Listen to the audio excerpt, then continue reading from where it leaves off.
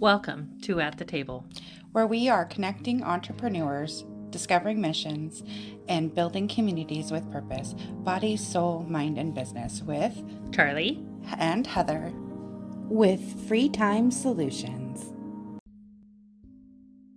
Hello and welcome to the table. I'm Charlie, your host, and we are currently on quite the journey going through The Voice of Knowledge by Don Miguel Ruiz, and we are on chapter 4 this week, which is A Night in the Desert, an encounter with the infinite. And we'll start there, but then we are going to read chapter 17 of Career Self-Care by Minda Zetlin, which is why your relationships outside work can make your career.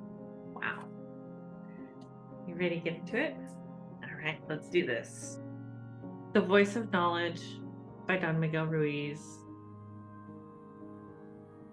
Chapter 4, A Night in the Desert, an encounter with the infinite.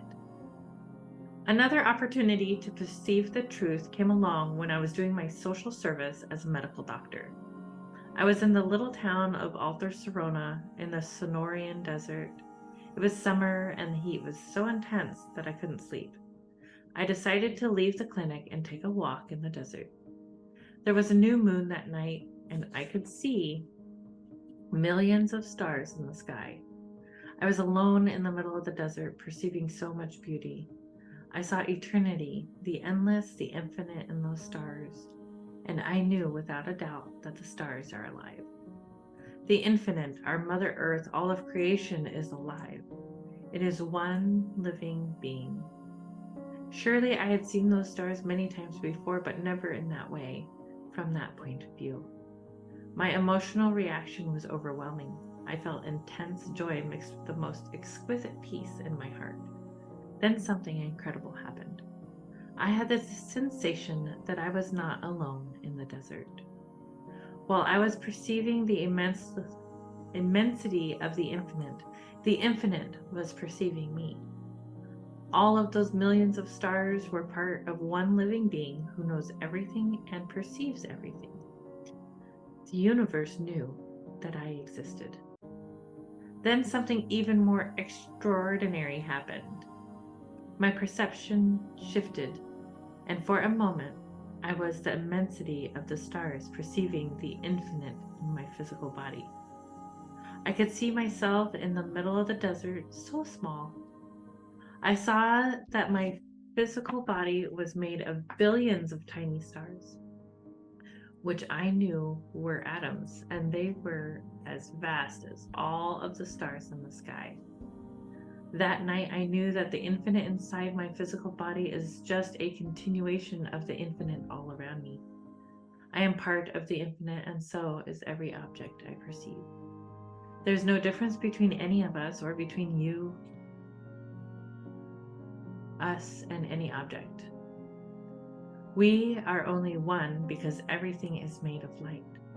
Light expresses itself in billions of different forms to create the material universe.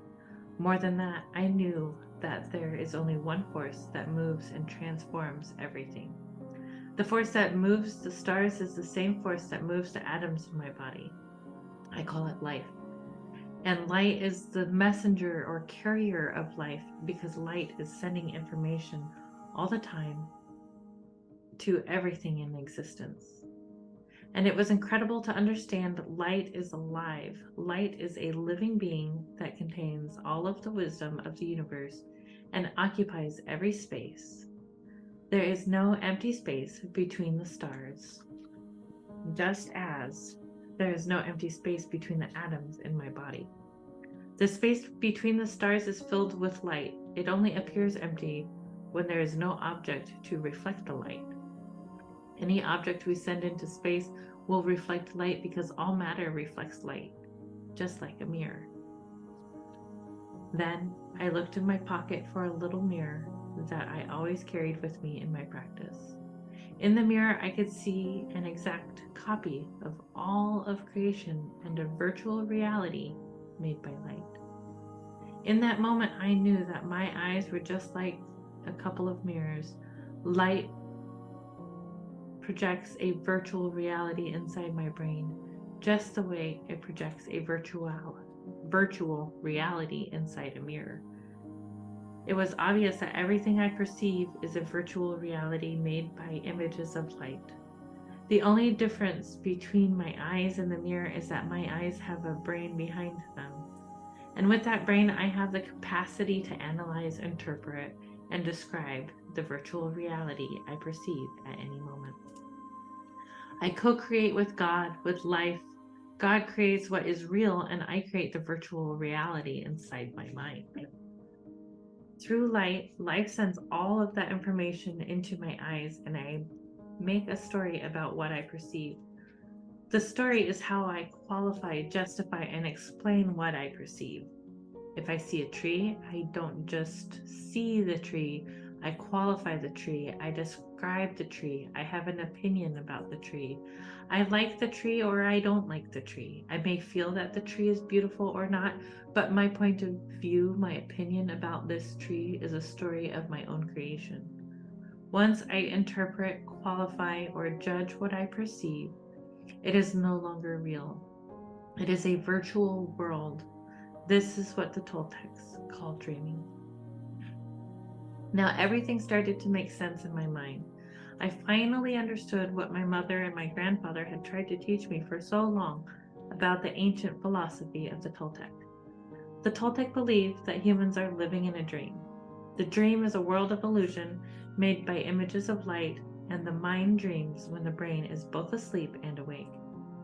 Then I remembered that the word Toltec means artist of the spirit. In the Toltec tradition, every human is an artist, and the supreme art is the expression of the beauty of our spirit. If we understand this point of view, we can see how wonderful it is to call ourselves artists instead of humans. When we think of ourselves as human, we limit the way we express ourselves in life. We hear, I'm just a human, I'm not perfect. But if we call ourselves artists, where is that limitation? As artists, we no longer have any limitation. We are creators, just like the one who created us. The Toltec believed that the force of life working through us is what really creates the art, and that everyone is an instrument of this force. Every manifestation of the supreme artist becomes an artist itself that manifests art through its own manifestations. The art is alive, and it has self-awareness because it comes from life. The creation is ongoing. It is endless. It is happening in every moment, everywhere. How do we live our life? This is our art, the art of living. With our power of creation, we express the force of life in everything we say, everything we feel, everything we do. But there are two kinds of artists: the one who creates their story without awareness, and the ones who recover awareness and create their story with truth and love. You are dreaming your life in this moment. You perceive not only your own dream, but the dream of the supreme artist reflected in everything you perceive. You react and try to make sense of what you perceive. You try to explain it in your own way. Depending on the knowledge stored in the memory of your mind, this is something wonderful from my point of view. You live in the story that you create, and I live in the story that I create. Your story is your reality, a virtual reality that is only true for you, the one who creates it. Long ago, everybody said, every head is a world, and it's true. You live in your own world, and that world is so private. Nobody knows what you have in your world. Only you know. And sometimes, even you don't know. Your world is your creation, and it's a masterpiece of art. That night in the Sonoran Desert changed the way I perceive myself and humanity, the way I perceive the entire world. In a moment of inspiration, I saw the infinite, the force of life in action. That force is always present and obvious for anyone to see, but there was no way I could see it with my attention focused on lies. What my grandfather had tried to tell me was true. Only perfection exists. It took a long time for me to put it into words, of course, but I finally understood what he meant when I experienced this truth for myself. I realized that I am perfect because I am inseparable from the infinite, the force of life that creates the stars and the entire universe of light. I am God's creation. I don't need to be what I am not. This was my rencounter with love. This was my re-encounter with love, which is how I felt before I denied myself love. I recovered my authenticity, which is how I lived before I learned any lies. In that moment of inspiration, everything made sense to me without thinking at all. I was pure awareness. I was perceiving with my feelings, and if I had tried to use words to explain what I felt, the experience would have been over. I believe that all humans have moments of inspiration when we perceive truth. These moments usually occur when the mind is quiet, when we perceive the force of life through our feelings. Of course, the voices inside our head that we call thinking will invalidate our experience almost right away. These voices will try to justify and deny what we feel. Why? Because when we witness the truth, all of the lies that we believe cannot survive. Humans are afraid of the truth, and when we say that we are afraid, the one who is speaking is the liar. Yes, because the lies that speak through that voice cannot survive the truth, and they don't want to die. That is why it takes such courage to face our own lies, to face what we believe. The structure of our knowledge makes us feel safe. We have the need to know, even if what we know is not the truth. And if what we believe about ourselves is no longer true, we don't feel safe because we don't know how to be any other way. When we discover that we are not what we believe we are, the foundation of our entire reality begins to collapse. The whole story loses its meaning, and this is very frightening. I was not afraid in the desert that night, but when I recovered, I felt fear because nothing in my story was important any longer, and I still had to function in the world.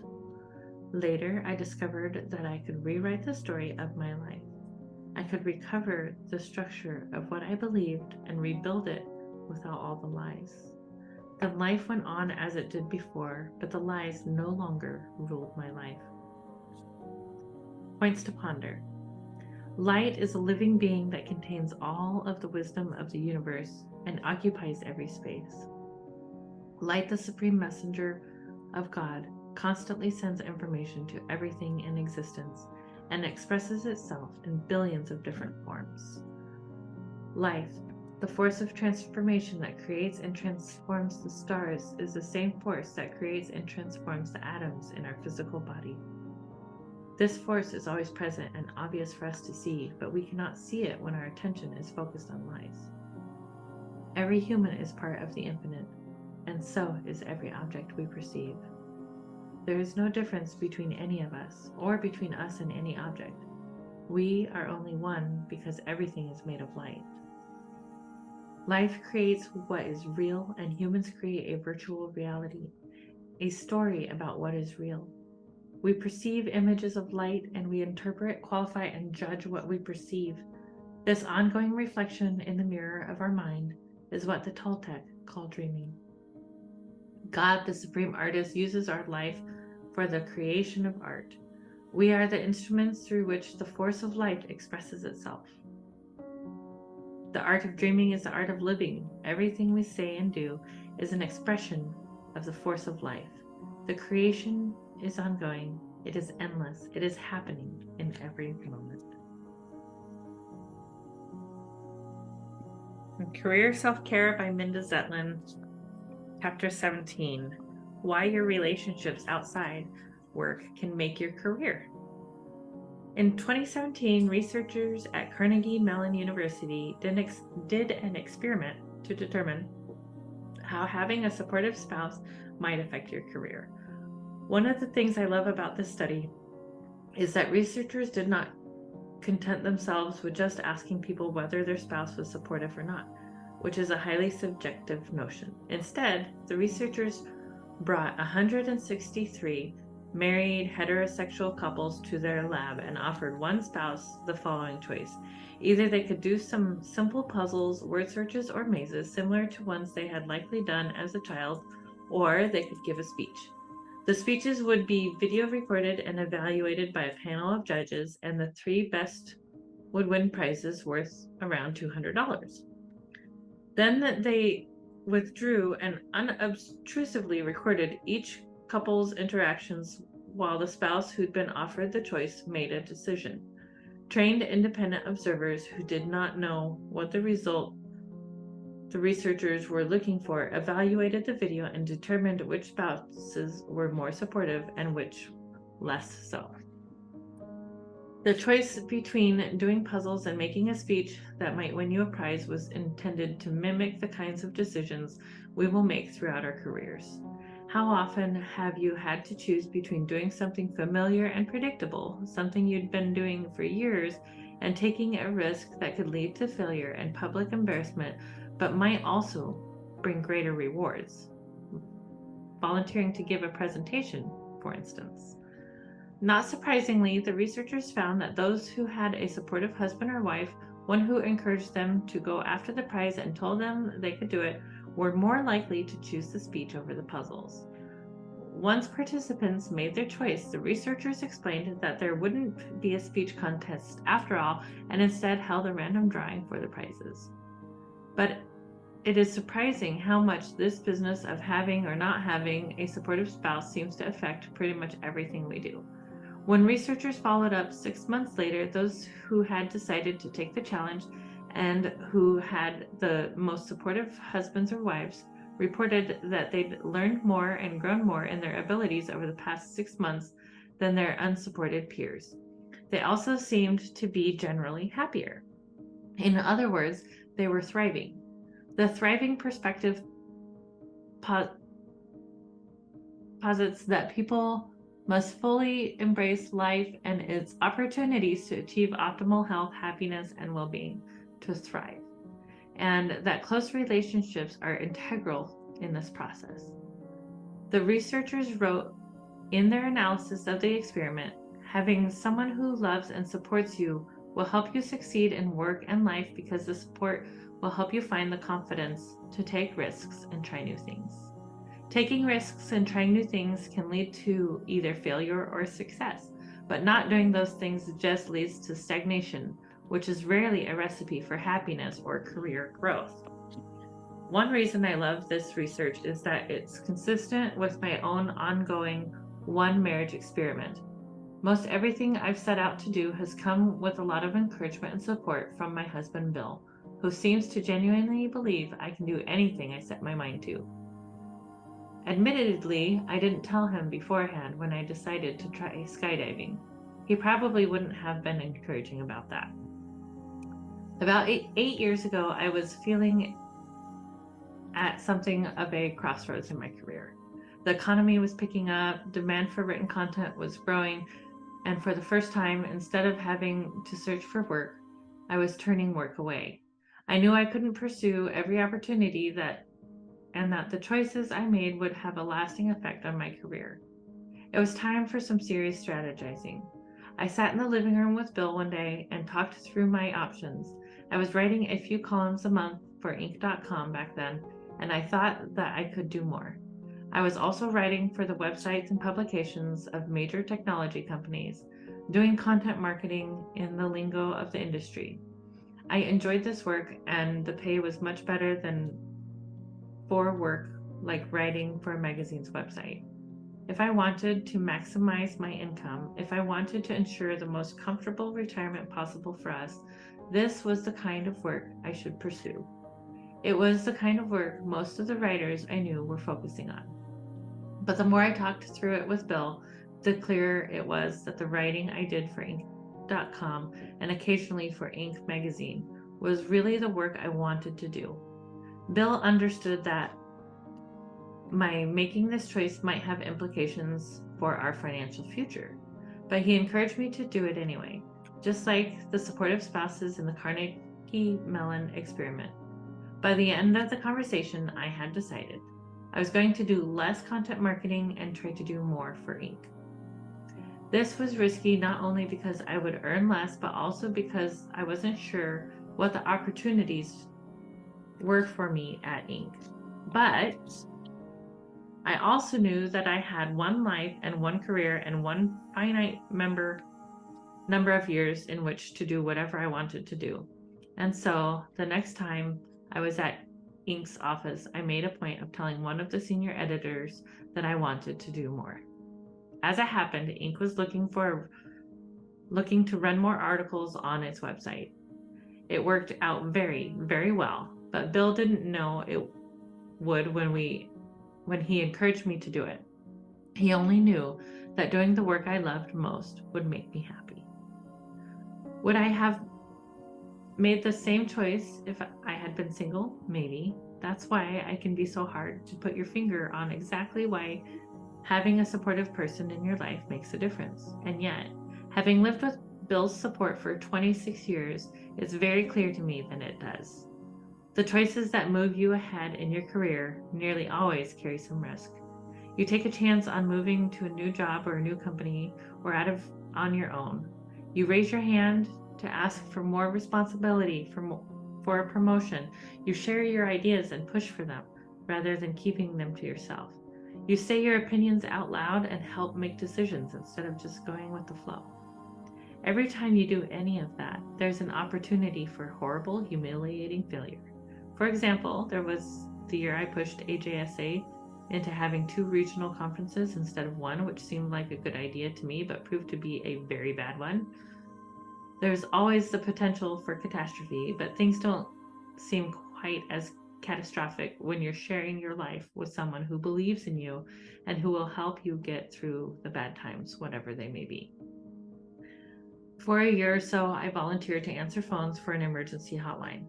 The people who called me were nearly always freaked out, usually for good reason since they were in the midst of an emergency, but I'll never forget one of those calls. The woman on the phone, along with her husband and kids, was in a dire situation. It was a winter night and they had run out of fuel to heat their home. To make matters worse, one of their windows had been broken by a tree branch, leaving them defenseless against the single-digit cold. But unlike most of my callers, they were not freaking out. The husband set about covering the broken window with cardboard while the wife stayed on the phone as I worked to organize an emergency fuel delivery. I was single at the time, and I was forcefully struck by how much difference it made to tackle a problem as part of a 2-person team.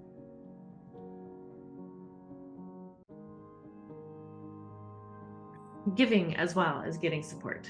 There is a flip side to having a supportive partner, and that's being a supportive partner yourself. Giving support, I find, is considered considerably trickier than receiving support, especially if, like me, you're both self-critical and critical of others. Having big ambitions but are never satisfied with any achievement or piece of success and can look at whatever anyone else is doing and think you see a better approach. I'm not as good at being supportive as Bill is, but I'm working on it. When Bill and I moved from Woodstock to Snohomish, it was, as one family member noted, about as great a distance as we could go and still remain in the continental United States. Woodstock had been my home for more than 20 years, and leaving there felt like pulling myself up by the roots. It meant leaving my friends, my garden, my writing group, the asparagus plants I'd nurtured for years until they finally started producing, the tiny peeper frogs who sang to us from the marshy field near our house every spring night, and the blanket of stars on moonless nights when the sky was so dark you could see the milkiness of the Milky Way. I loved it there, but I had known for a while that it wasn't the right place for Bill. We arrived in Washington in early November, and at a Thanksgiving gathering that year, one of our new friends looked at me and asked, "Why did you move?" The meaning of his question was clear. It was obvious what Bill had gained from relocating, but what had I gained? I thought for a moment about how best to express it. I have a selfish desire to be married to a happy person, I finally said, and as I said it, I realized that was exactly true. Things can be great for you, but if your partner is unhappy, it will be hard for you to be happy. Your career can be going strong, but if your spouse feels at a dead end, it will be hard for you to feel successful. Sharing your life with someone means sharing how they feel, good and bad, so that supporting them is really the same thing as supporting yourself. What if you're single? But what if you don't have a partner? Does that mean you're out of luck when it comes to the kind of support that can help you take risks and build your career? Not at all, because support can come in all shapes and sizes. In Bill's world of musicians, I've seen friends support each other over and over in so many ways. Looking for gigs together, playing on each other's albums, sharing the stage, sharing contacts, even sharing instruments and each other's homes.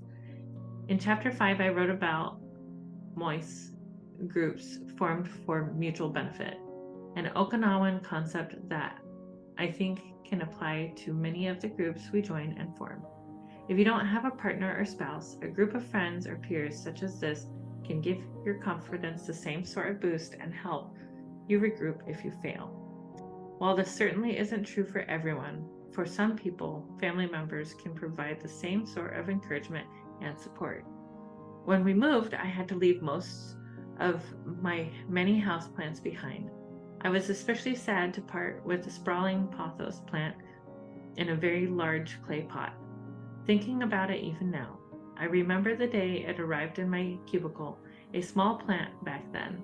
In the days when I worked at the trade magazine, I'd recently been promoted from trainee to associate editor and was about to go on my first reporting trip. To celebrate, out of the blue, my mother sent me a flower arrangement, and the pothos plant was part of it. For decades, I kept it in my office wherever I worked, a living reminder of her love and support that lasted for years, even after she herself was gone. By the time we moved to Washington, it was well over 30 years old. While the original plant was too large to come along, I had several smaller descendants grown from its cuttings.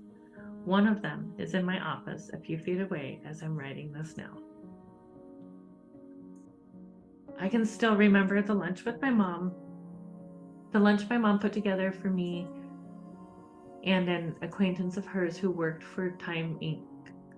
when I had just graduated from college and was looking for my first job. My daughter won't blow her own horn, so I'm going to do it for her, she said.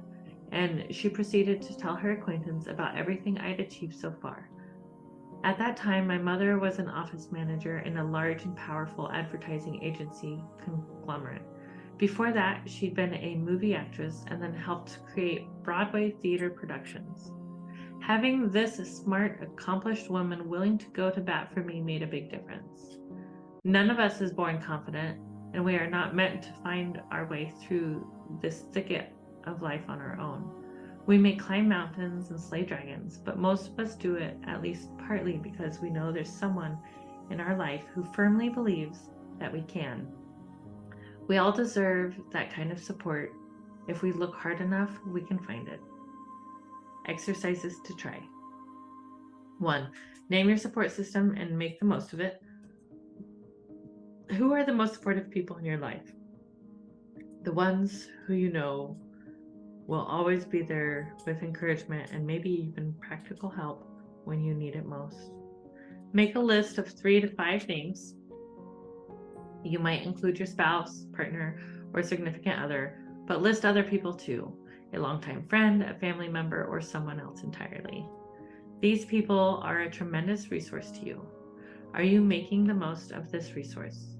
I'm not suggesting that you lean on people harder or demand more from them than they are willing to give.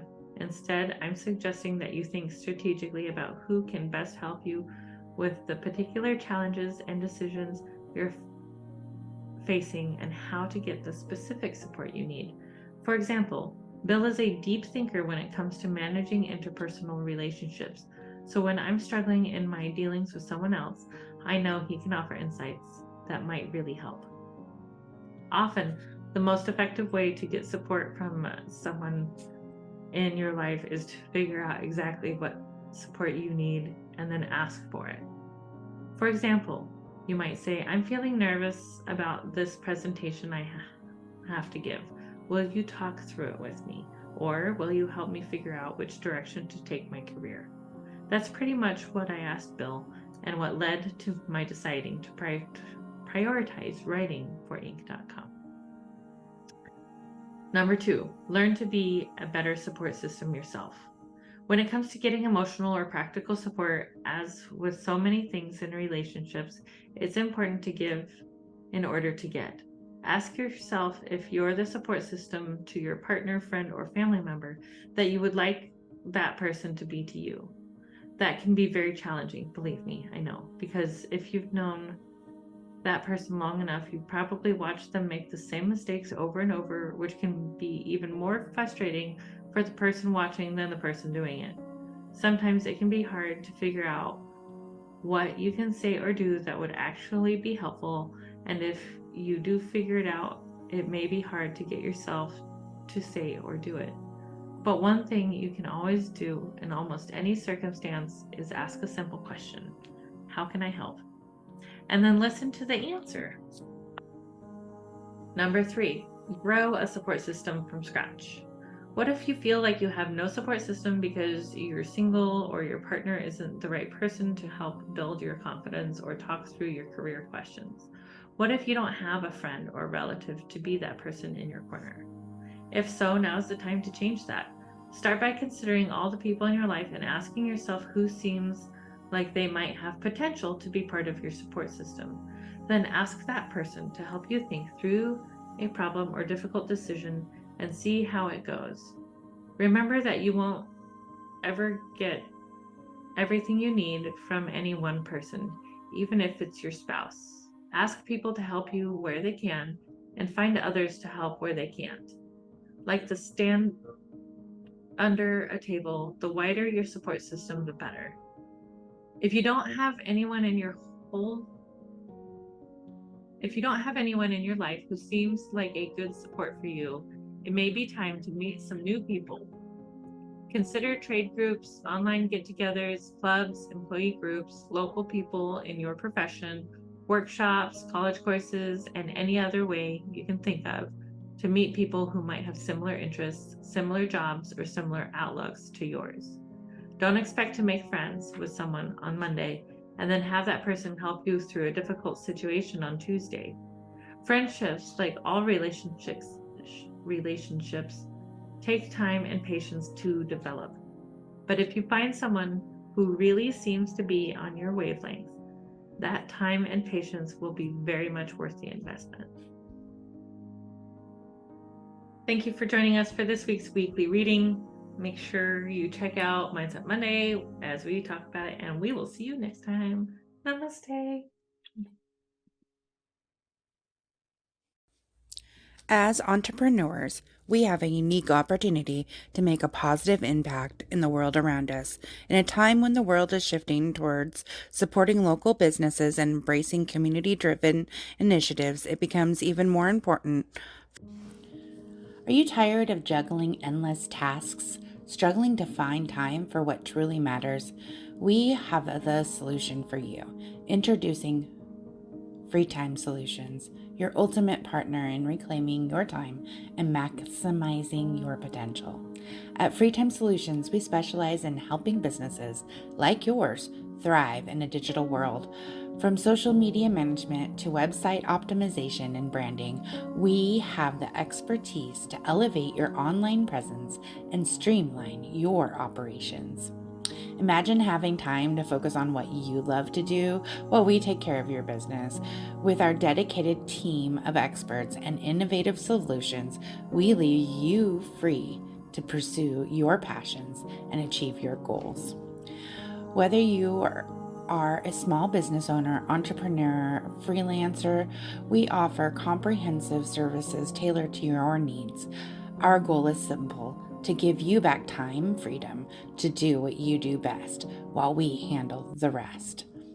So join us at the table and let Free Time Solution empower you to take control of your time and unlock your full potential. Visit our website at www.yourfreetimeback.com. That's www.yourfreetimeback.com to learn more and schedule your consultation today. Free Time Solutions, your partner in success. Let's make the most of your free time together. Thank you for joining us at the table. Stay tuned for weekly readings on Sunday, Mindset Monday, discussing our weekly readings on Monday, and on Friday, our interview and potentially guest hosts. Stay tuned. Thank you for joining in on the fun. Be sure to like and subscribe for more.